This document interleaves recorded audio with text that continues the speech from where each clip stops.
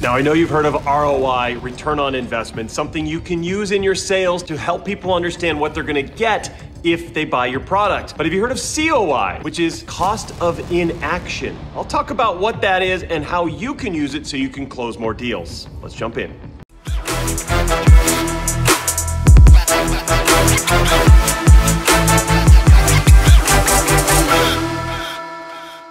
Hey, it's Matt. I help software leaders understand how to sell more by generating a whole ton of leads, closing those leads quickly, and getting a team to do all of that for you. If you want any of those things, hit the subscribe button down below. That way I'll be able to get you videos and tactics and tips so that you can close more deals and scale your company. And today we're talking about how we can get people to understand the cost of their inaction, COI. Now, this is a really cool thing that I heard from a friend, but we've all talked about ROI. ROI is return on investment.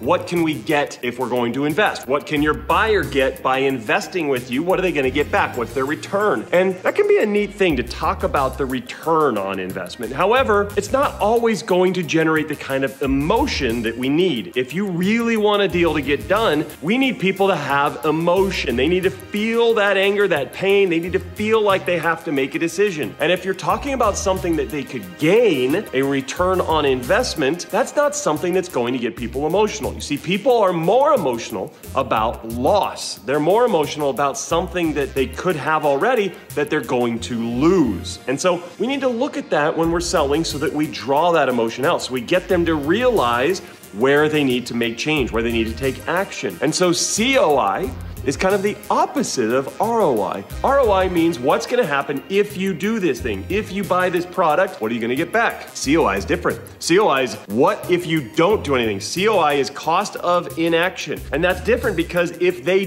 don't do anything, if they don't fix the problems that they have, if they don't adjust to what's going on, they're going to have a cost. They're going to lose something. They're going to be behind the competitors. They're going to be not where they need to be. So that cost of inaction is actually very emotional to a buyer. They realize that they've got to take action if they want to succeed. And so start using the COI. Start looking at cost of inaction and getting your buyers to believe in what could happen if they don't do something. When you do that, you'll be able to close more deals. You'll get them thinking action. You'll get them realizing they need to focus on doing something about their problem. This is one great way to improve your close rate.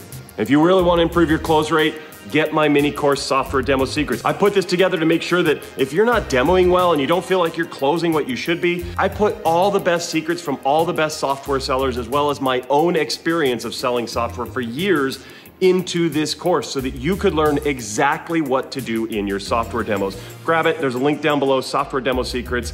That way you can close more deals. Hey, once again, I hope that you are now focused on generating COI, cost of inaction with your buyers, and not focusing as much on ROI. That's gonna get some deals closed, and I'll see you next time. Take care.